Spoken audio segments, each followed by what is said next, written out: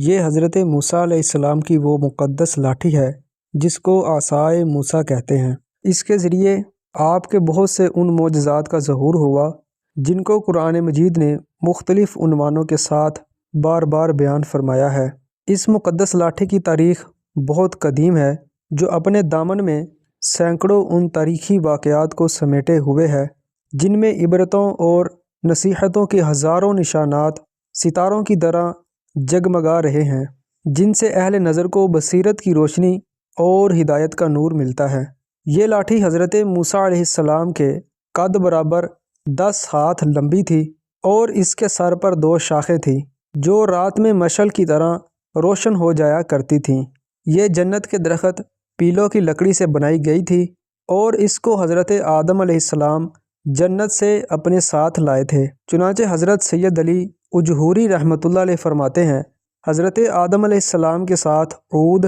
خوشبودار لکڑی، حضرت موسیٰ علیہ السلام کا عصا جو عزت والی پیلوں کی لکڑی کا تھا، انجیر کی پتیاں، حجر اسود جو مکہ معظمہ میں ہے، اور نبی معظم حضرت سلیمان علیہ السلام کی انگوٹھی، یہ 5 چیزیں جنت سے اتاری گئیں۔ حضرت آدم علیہ السلام کے بعد یہ مقدس عصا حضرات انبیاء کرام علیہم السلام کو ایک کے بعد ایک بطور میراث ملتا رہا، یہاں تک کہ حضرت شعیب علیہ السلام کو ملا جو قوم مدین کے نبی تھے۔ جب حضرت موسیٰ علیہ السلام مصر سے ہجرت فرما کر مدین تشریف لے گئے اور حضرت شعیب علیہ السلام نے اپنی صاحبزادی حضرت بی بی صفورہ رضی اللہ عنہا سے آپ کا نکاح فرما دیا اور آپ 10 سال تک حضرت شعیب علیہ السلام کی خدمت میں رہ کر آپ کی بکریاں چراتے رہے۔ اس وقت حضرت شعیب علیہ السلام نے اللہ تعالیٰ کے حکم کے مطابق آپ کو یہ مقدس عصا عطا فرمایا۔ پھر آپ جب اپنی زوجہ محترمہ کو ساتھ لے کر مدین سے مصر اپنے وطن کے لیے روانہ ہوئے اور وادی مقدس مقام طوا میں پہنچے تو اللہ تعالیٰ نے اپنی تجلی سے آپ کو سرفراز فرما کر منصب رسالت کے شرف سے سر بلند فرمایا۔ اس وقت اللہ تعالیٰ نے آپ سے جس طرح کلام فرمایا، قرآن مجید نے اس کو اس طرح بیان فرمایا ہے، اور یہ تیرے داہنے ہاتھ میں کیا ہے اے موسیٰ؟ عرض کی، یہ میرا عصا ہے، میں اس پر تکیہ لگاتا ہوں اور اس سے اپنی بکریوں پر پتے جھاڑتا ہوں، اور میرے اس میں اور کام ہیں۔ دوسرے کاموں کی تفسیر میں حضرت علامہ ابو البرکات عبداللہ بن احمد نصفی رحمۃ اللہ علیہ نے فرمایا کہ مثلاً اس کو ہاتھ میں لے کر اس کے سہارے چلنا، اس سے بات چیت کر کے دل بہلانا، دن میں اس کا درخت بن کر آپ پر سایہ کرنا، رات میں اس کی دونوں شاخوں کا روشن ہو کر آپ کو روشنی دینا، اس سے دشمنوں، درندوں اور سانپوں، بچھوؤں کو مارنا، کنویں سے پانی بھرنے کے وقت اس کا رسی بن جانا اور اس کی دونوں شاخوں کا ڈول بن جانا، بوقت ضرورت اس کا درخت بن کر حسب خواہش پھل دینا، اس کو زمین میں گاڑ دینے سے پانی نکل پڑنا وغیرہ۔ حضرت موسیٰ علیہ السلام اس مقدس لاٹھی سے یہ کام نکالتے رہے، مگر جب آپ فرعون کے دربار میں ہدایت فرمانے کی غرض سے تشریف لے گئے اور اس نے آپ کو جادوگر کہہ کر جھٹلایا تو آپ کے اس عصا کے ذریعے بڑے بڑے معجزات کا ظہور شروع ہو گیا، جن میں سے 3 معجزات کا تذکرہ قرآن مجید نے بار بار فرمایا۔ ایک معجزہ یہ ہوا کہ اس عصا کے ذریعے عصا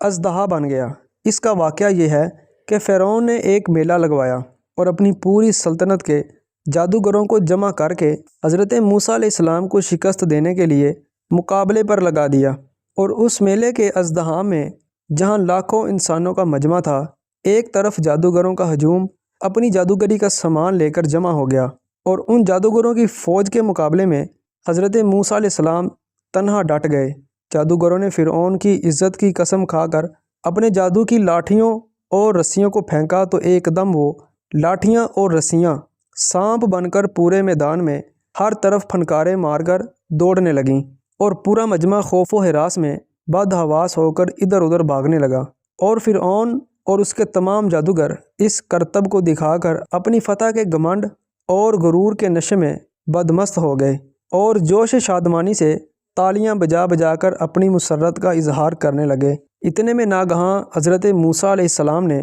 اللہ تعالیٰ کے حکم سے اپنی مقدس لاٹھی کو ان سانپوں کے ہجوم میں ڈال دیا تو یہ لاٹھی ایک بہت بڑا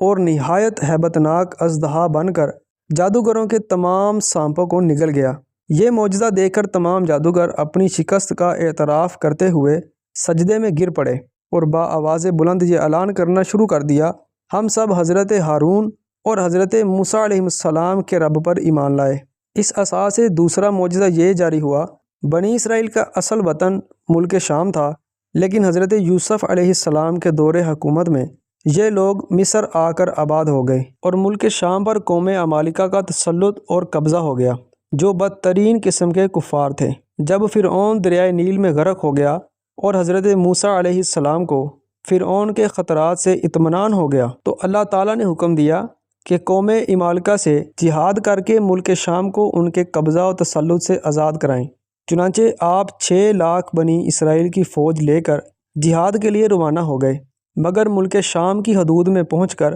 بنی اسرائیل پر قوم عمالقہ کا ایسا خوف سوار ہو گیا کہ بنی اسرائیل ہمت ہار گئے اور جہاد سے منہ پھیر لیا۔ اس نافرمانی پر اللہ تعالیٰ نے بنی اسرائیل کو یہ سزا دی کہ یہ لوگ 40 سال تک میدان طیہ میں بھٹکتے اور گھومتے پھرے اور اس میدان سے